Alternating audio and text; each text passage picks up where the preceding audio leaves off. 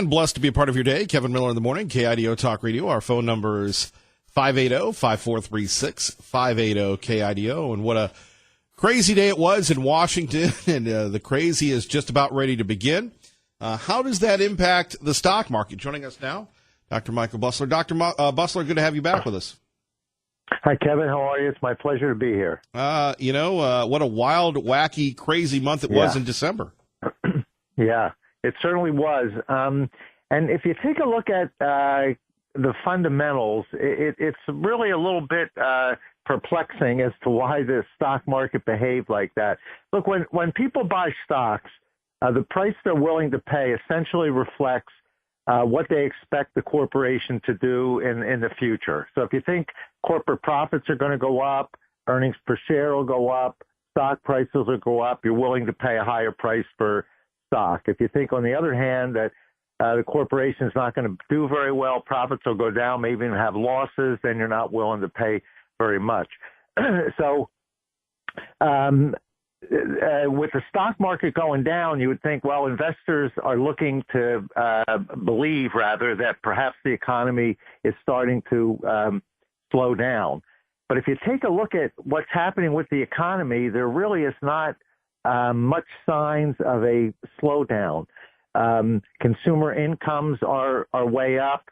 Business investment, which was way up in the first half of this year, slowed a little bit in the third quarter, but that's up.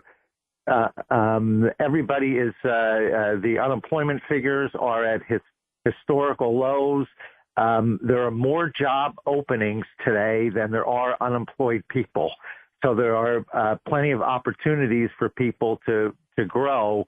So it's hard to see that the economy is going to slow down. In fact, I think it's going to pick up a little bit next year. Remember, 2018 will be the first year since 2005 that the economy has grown at over a 3% rate. Well, probably the fourth quarter will probably be in the 2.5% to 3% range.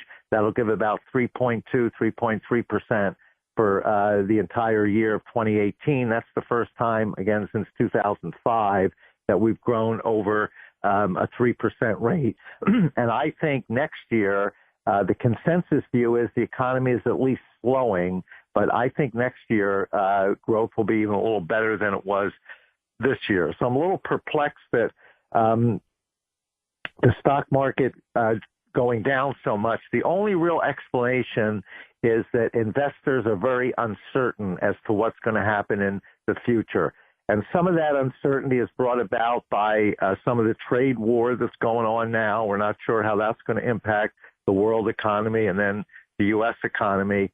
And I think the biggest factor contributing to the uncertainty is the fact that the Democrats today will take control of Congress. And when it comes to economic policy, the Democrats have a different set of priorities than the Republicans do. The Republicans are gearing to try to get the economy to grow. That's why the president has reduced a lot of regulations. That's why Congress passed a massive tax cut in the fall. The idea is to try to get economic growth because it's been so poor for the last decade, really, or more than a decade. The Democrats, their primary economic goals are to cure perceived social injustices. It's injustice everybody doesn't have health care. It's injustice that CEOs make so much more than other people. It's injustice that big banks and big business take advantage of consumers. So when they put in their policies to protect consumers and to cure some of these injustices, it puts a burden on the economy and tends to slow economic growth. In fact, the prior administration, Democratic president, had the goal of curing perceived social injustices rather than growth. And President Obama is the only president in U.S. history to serve a term in office without having at least 1 year where you had growth of at least 3%. So with the Democrats rather coming in today and getting control of Congress, there's a lot of uncertainty as to what they're likely to do. And I think that's causing some uncertainty in the stock market, and I think that's what's causing some of this decline. Well, you could throw in the Fed. You could throw in some other things. What about the Fed, Dr. Bussler? Well, because the recession was so deep back in 08, 09, the Federal Reserve vastly increased the money supply, and they dropped interest rates to near zero. So interest rates do have to come back to a more normal level. However, the Federal Reserve has raised interest rates 9 times in the last 2 years. Now they're at a point where they're very close to historical averages. And I think President Trump is right. The Federal Reserve can go a little easier now with interest rate increases. The Fed is concerned that the economy is going to overheat and you may run into an inflation problem. Well, if we're only growing at 3% a year, you're not talking about an overheated economy. If we were growing at 5 or 6% a year, or in 1984, after the Reagan tax cut, the economy grew at a 7.5% annual rate. So if you start to get up into those numbers, then I would be a little concerned with overheating. But, 3% growth is not an overheated economy. And I think President Trump is right. The Fed can go a little easier. By raising interest rates as much as they have in the last 2 years, you're hurting interest rate sensitive sectors like the home building industry has been in decline for the last 6 or 7 months.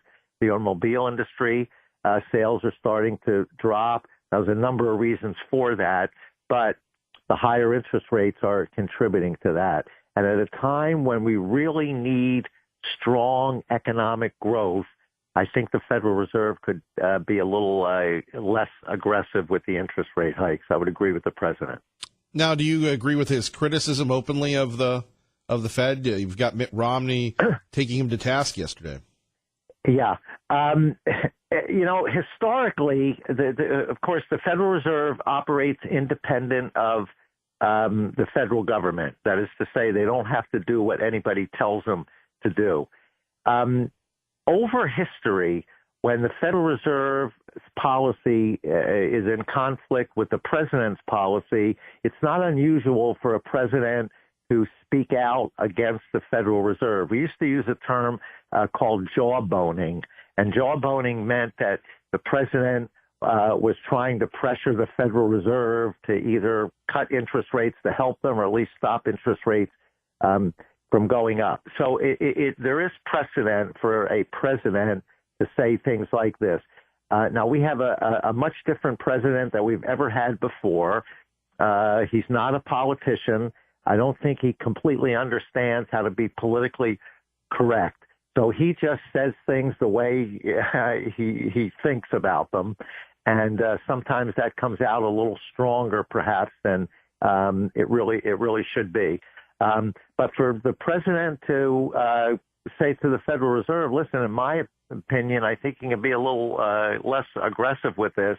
I don't really think there's anything wrong with it. Again, President Trump's style may be a little different, but I don't think there's anything wrong with him giving his opinion about this. What do you think will happen, immediately with the stock market? Are we going to see a dip tomorrow just because of you've given us the long-term forecast, but a dip tomorrow because Nancy Pelosi is in? I mean, it seems kind of strange that here we have so much invested in the stock market. It can be very emotional, it seems. Yes, it can.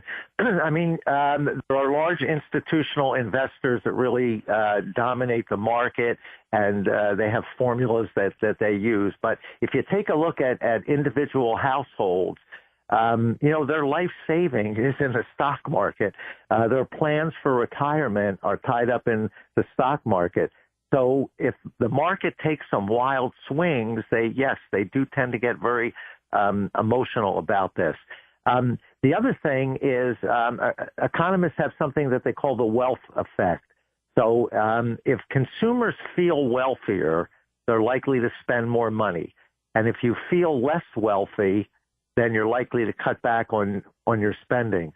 So part of the problem with the stock market going down as much as it has is consumers feel less wealthy.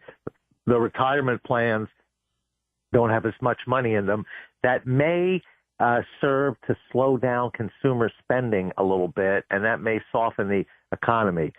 So it's not just emotionally that households are involved. It's also the feeling that they have less wealth, and that's likely to have some influence on their consumption. Dr. Busler, we appreciate you. If people want to get a hold of you, what can they do, sir? A couple places to find me. My Twitter is @MBUSLER, @MBUSLER. On Facebook, I have a page called Funding Democracy. So Facebook.com/Funding Democracy. You can see all of my columns. Well, thank you. We appreciate your insight. Well, thank you. It was my pleasure. All right. Kevin Miller in the morning here, KIDO Talk Radio. Busy day in Washington. We'll get your thoughts. We'll also get your thoughts on Nancy Pelosi and the crew taking over. Obviously, we're very troubled by the continued frustration that we have with the lack of support for the President of the United States. You know, the idea of building a wall. He was elected to do that. He is holding fast. He is standing firm. He is doing his own thing. And yet, we have people that continue to want to tear him down. And really, it all comes down to this. And how many of you believe that if the president does not go through with this, that it could be over? 580-5436, 580-KIDO. I mean, we could have all the drones flying over the people last night as they tried to rush the border. The only thing that stopped them was the wall. If we have drones up there, it's wonderful. We'll get nice pictures. When they say the wall's immoral, well, then you got to do something about the Vatican, because the Vatican has the biggest wall of them all. A very good point. From the other perspective, to use the shutdown as hostage, which they had no argument against, is wrong. that is Chuck Schumer and soon-to-be Speaker of the House. We're asking the president to open up government. We are giving him a Republican path to do that. Why would he not do it? You know, the Democrats are so nice that they're willing to help out the president by giving a Republican a path to opening up the government. Look what that did for George W. Bush. We'll talk about it next. George H.W. Bush. Kevin Miller, KIDO Talk Radio. Kevin Miller in the morning, KIDO Talk Radio. You know, she read my mind. I was about ready to play some clips of Mitt Romney, but we go to Liberty Linda. Good morning. Well, good morning, Kevin. Happy New Year. Happy New Year. We missed you yesterday. I know. Anyway, I did get in to a tail of the show. Anyway, you know, Mitt Romney was one of the nicest people when he came to visit my late husband and myself when he was governor of Massachusetts. We chatted for 3 hours, Kevin. And then after my husband passed away, Mitt actually recognized me and flagged me downtown in Salt Lake. And he apologized for missing the funeral when he lived in Massachusetts then. But he was one of the nicest people, always courteous, always nice. And, you know, I honored that he even recognized me. You know, me, just a lay person out here, you know, just part of the public, actually. But I couldn't believe it when I heard him come out and say what he did the other day. I mean, is he against his own party, the Republicans, and our own president that came to Utah and actually said he was behind him? How could he have done that, Kevin? I mean, it seems like a different person that I knew years ago. Well, it's the great switcheroo, and the president really had a great remark yesterday, and I've heard Newt Gingrich say this before about Mitt Romney. When we talk about Mitt Romney, because he's very vicious on Republicans, not so much on the Democrats. Let's take a listen. Well, I wish Mitt could be more of a team player. You know, I'm surprised he did it this quickly. I was expecting something, but I was surprised he did it this quickly. I endorsed him. He thanked me very profusely. It was very nice. But I am surprised because we've done a lot. And he actually says it. I read his op-ed. And, you know, the president brings up a good point that if Mitt Romney had been as tough as he is on Republicans to Obama, he would have won in 2012. I agree with that. Absolutely. He threw that last debate. I mean, I don't know why Mitt Romney didn't stand up for himself. It was like he did it on purpose. I think the whole country saw that. And now what he's doing, I mean, he's almost a traitor. You know, President Trump endorsed him twice, you know, even after what Mitt Romney said about him after he won the presidency, or just before everybody was going in to vote, I should say. And, you know, we sit back now and, you know, I went, who is Mitt Romney? That's the question I ask. Which side is he on? Well, some people would say he's an opportunist. I guess so. I don't know what that was, but it's not the Mitt Romney that I've met and knew and honored because of the type of person he was. So anyway, you know, let's sit back and see what's going to happen next. I can't believe what we're seeing in our own country. You know, President Trump has changed the world, not just our country, our whole world. We see a difference in most of the countries out there. And, you know, it's not just our country. We have to have a wall. And I'm behind President Trump 100%. I think what he's done for everyone in this country, I don't care who you are, he has backed and been good for the people of the United States. Anyway, it's unbelievable what's going on, Kevin, and thank you for bringing it up. And I'm anxious to hear what other people have to say about it. Liberty Linda, thank you. Take care. You as well, Kevin. Okay, bye-bye. Bye-bye. Our time is 6:25 on 107.5 FM, 580 AM, KIDO Talk Radio. Let's get you to work safely and on time. I'm just Channel 7's Eric Everett. And I'm Kevin Miller on KIDO Talk Radio. So as we were talking about the networks and everybody else having a great time because finally a Republican is standing up to that bully Donald Trump. Let's take a listen. He says the president has not risen to the mantle of the office, says he will speak out against significant statements and actions that are divisive, racist, sexist, anti-immigrant. What a shot. It is a scathing editorial. I can't think of anything like it from an incoming freshman senator. That said, he was the Republican nominee for president, but it is not just a declaration of purpose by Mitt Romney, as you pointed out there, saying in this op-ed that on balance, the president's conduct over the past couple of years, particularly his actions this month, is evidence the president has not risen to the mantle of the office, and then going on to criticize the president's performance. But he is also essentially declaring that he, for other Republicans, will be the cover. He'll have their back for those who privately, many have said the same thing, but haven't uttered a word of criticism of the president. Mitt Romney says, follow me. He's got this blistering new op-ed taking on the president's character. He's writing, on balance, his conduct over the past 2 years, particularly his actions this month, is evidence that the president has not risen to the mantle of the office. Romney continues, with the nation so divided, resentful, and angry, presidential leadership and qualities of character is indispensable. And it is in this province where the incumbent's shortfall has been most glaring.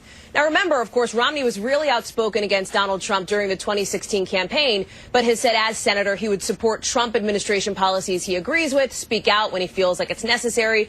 Still, this new op-ed is a sign Romney might end up being an outspoken thorn in the president's side over the next couple years. Is really Mitt Romney going to be a thorn in the president's side? Look, Mitt Romney is very popular here in Idaho, especially in the eastern part of the state. Mitt Romney ran for president. Mitt Romney is a patriot. But it's something Newt Gingrich said that President Trump echoed. If you were half as hard on the Democrats that you are and historically have been on Republicans, then Mitt Romney rightfully should have been the president of the United States.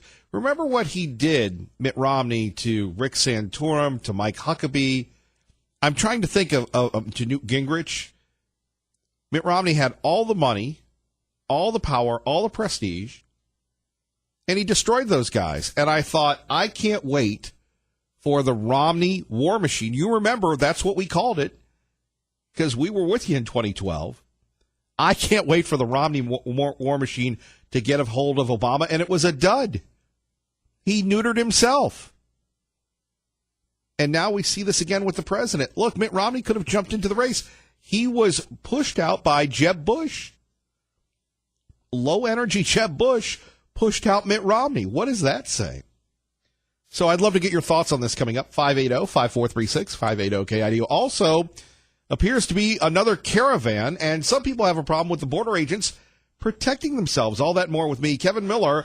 We're just getting started. Thank you for joining us. 107.5 FM, 580 AM, KIDO Talk Radio. Good morning, Maggie. Good morning, Kevin. Out to New York, east of the Great River. We wish her a happy new year. Tanya J. Powers, Fox News Radio. Good morning. Good morning. And how are you? I'm good. Good. How was your New Year? You seem a little distracted. No, no, I'm right on task here. Well, that's good. I'm glad one of us is, and we appreciate you being focused. So, I guess we'll get to the news of the day, and then something totally unrelated to the topic, which we've all known and love with our segments with you. We've got this issue concerning the authorities using the tear gas to stop the migrants at the southern border. Of course, one of the broadcast reports blamed President Trump for that yesterday. What's the big deal? I mean, they're throwing rocks. We're firing back. What's the insight here? Well, this happened just after the new year began, actually, just a few hours into it, evidently. And there were about 150 migrants, and they approached the border there at Tijuana, where the fence is, and apparently some of them had tried to come under it. They were trying to hand over, like, toddler-sized children over the fence with the razor wire and things like that. And apparently there were some rocks thrown at the Customs and Border Protection agents who were there. They fired back with three different volleys of tear gas, and they say they were, trying to keep the people from throwing rocks at them. They, I guess, at the same time, not only aimed at the rock throwers, but got some, the tear gas went everywhere, and the women and children and some journalists were also affected by this. Now, this was apparently witnessed by an Associated Press photographer who gives kind of the account of what happened here. About a third of them, I think, turned back when all of this happened, when they saw the Border Protection agents. Others still tried to come across. I think they detained about 25 people. Now, are we calling for a congressional investigation, and I'm not being flippant here, but we have the media reports, this was witnessed. You have the rocks being thrown, the agents firing back. You have people trying to put their kids through the razor wire. This is a tough thing. Well, the Associated Press photographer says that they saw rocks thrown only after the tear gas had been fired. So there seems to be kind of some dispute over who started, one of the other. I think that part's kind of an interesting fact that goes along with this, that there's some dispute. It seems like there was obviously a backlog of people who are seeking asylum. Some of these people were asylum seekers. It's been reported that that's what they were there for. They had grown frustrated by the backlog, and I guess had decided to take their chances. They are looking into the use of force on this. The CBP says they're doing an internal investigation, for lack of a better term, into this to make sure that this is compliant with their use of force policy. I see. To be continued. Of course, I guess the border isn't shut down. Well, it depends on how you want to look at that. Sure, indeed. Hey, I wanted to get your thoughts on the national title game. Yes, I kind of figured you did. Yeah. Well, you know me. I only root for Alabama in cases of the national title when they're the SEC represented. So sure. Yeah. Did you watch the Georgia game at all? I watched like a few minutes here and there. I didn't actually sit down and take a look at it. I think I've seen more of the video of Uga and Bevo than anything else at this point. Right, the two mascots going back and forth. The thing that was interesting about the Georgia game, and people that know and love college football either love the SEC or you hate them, but you had Big 12 fans from Texas chanting overrated against Georgia, and they were chanting SEC. When usually the SEC wins a game, it's very unique in all of college football. They chant SEC, SEC. And it was interesting to see that flipped on the conference.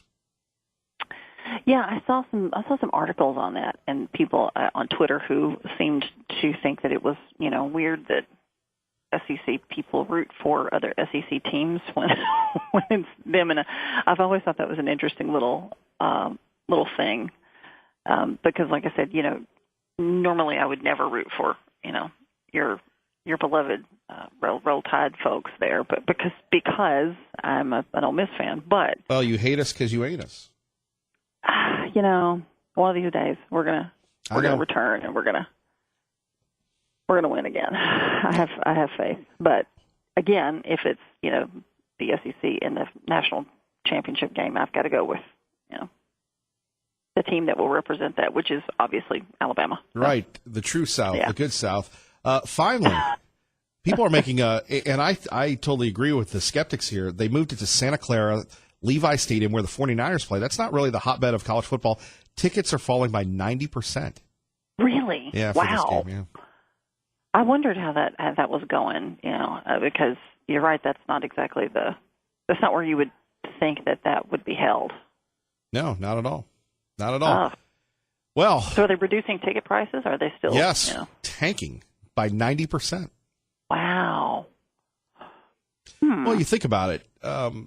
Really, the South has, since the demise of USC and the unpredictability of Ohio State, really, the South has ruled college football. What was it? 14 out of the 15 last national championships, they've all been from the South, with the exception being Ohio State. So you have, why would you move that game, have that game in California with no Western presence? And these guys are, even though Alabama's in the Central Time Zone, it's a tough haul for folks, and it's not cheap. No, it's not cheap. And like you said, it's, there's the time zone thing to think about as well. Yeah. Interesting. Well, Happy New Year. Happy New Year as well. And good luck to good luck to Alabama. Well, Roll Tide rolled. Thank you. You're welcome. All right. Tanya J. Powers joining us. Let's get to Hank in Boise to talk Mitt Romney with Kevin Miller on KIDO Talk Radio. Good morning, Hank. Hank? Hank? Liberal Steve, good morning. You're on KIDO Talk Radio. Good morning, Liberal Steve. You scared him away with your beer ball talk. College football. Oh, my God. Yeah, so I think always a pleasure to hear from you. Always a pleasure to talk with you, Mr. Miller. You know that. Yes, sir. And your listening audience out there, the 2 or 3. They're big fans of yours. Yeah, right. So, yeah, I think Romney has a couple things going on, and your producer was, I think, brought one to light, that he wants to be the kinder, gentler corporate person, since he's kind of in the same league. Well, Mitt Romney's always been an establishment Republican, so what's the surprise there? Yeah, that's true. But I think it's a deep-seated psychological thing. Romney being a Church of Jesus Christ Latter-day Saint, they were outlawed by the United States government. They couldn't follow their Book of Mormon and have many wives. They became limited to just one wife. And I think Romney has a deep-seated jealousy of Trump's religion, allowing him to play the field, as we should say, and have as many wives as he has. And Romney. Wait a minute, I'm confused about this. What are you talking about? First of all, why do you make this a religious thing? That is irrelevant to this, number one. And number two, what are you talking about, Trump and his many wives? What's in your coffee this morning? Hemp? No, you go off on a tangent. Did you land on the dark side of the moon along with the Chinese probe? What was that? What was that called? Chi-Chi or something like that? The name of it was a very unusual name for the satellite. I'm going Chi-Chi or whatever. Anyway, go ahead. I think they found your birth certificate on the dark side of the moon. They probably did, yes.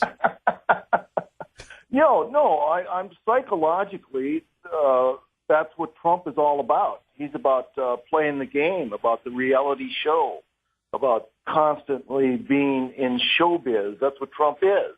And I think Romney, and then on the women's side, he's very dominant when it comes to, look at the women Trump's had in his life. Look at how many times he's been on the front of Playboy in his life. with photos standing next to women, and Romney's been stuck with just this one. And when wait a minute, did you say stuck with just this one? Just one wife.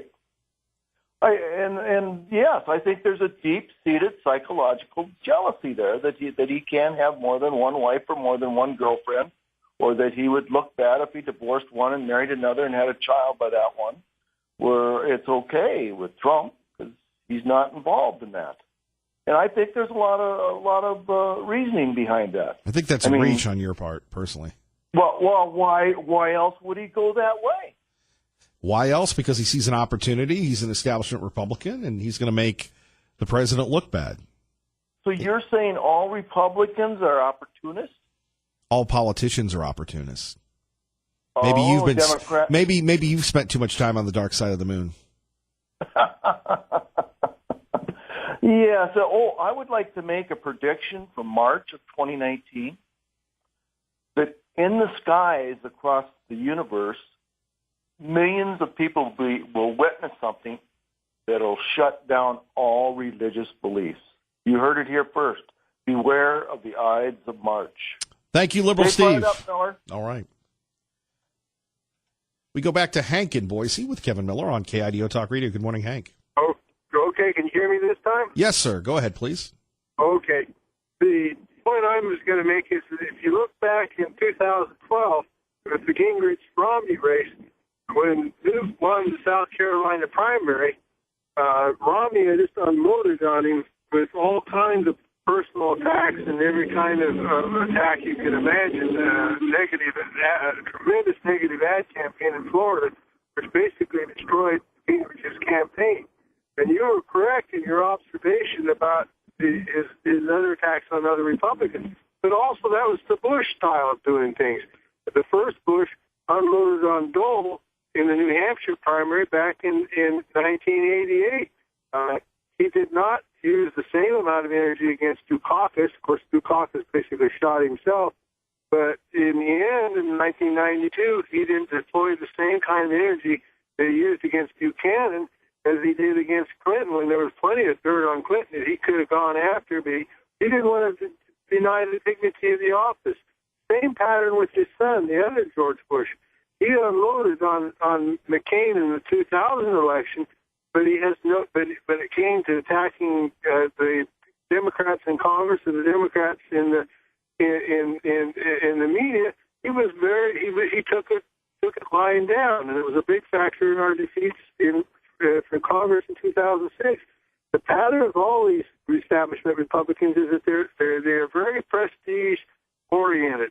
It seems like there's certain P's about politicians. One is you have politicians that are prestige oriented, politicians that are program oriented, politicians that are power oriented. And in the case of a lot of our establishment Republicans, whether it be the Bushes or the Romneys, they seem to be prestige-oriented. That's their bottom line in the end. It seems that their prestige and image apply for more. I'm not going to deny the dignity of the office. All your effective presidents on occasions have come out and let's say been, in order to get goals, have not been completely dignified. I mean, you talk about, everybody has a short historical memory, and they talk about Trump being undignified. Or he's dignified compared to Truman's behavior in the White House and compared to Andrew Jackson's behavior in the White House. And I always chuckle about these people in the media who think they're so smart, so educated, so much in anything, and that they don't know the first thing about American history. That strikes me. But the point of it all is that Trump is trying to do something. These guys, it's like prestige on a resume sheet, or being prestigious among their fellow peers at the Wahookie golf course. I mean, that's the Romney Bush style. That's what they strike me. The country club guys to the chinny chin chins. So that's my point for the day. Hank, thank you for the call. Kevin Miller, KIDO Talk Radio. Rolling right along, Kevin Miller in the morning, KIDO Talk Radio. Let's get to Max in Garden City. Max, good morning. Hey, good morning. Just a quick reply for Steve, Liberal Steve. Remember that an opinion based on ignorance has no weight. He just decided he wanted to take a swipe at Christianity, take a swipe at the LDS Church.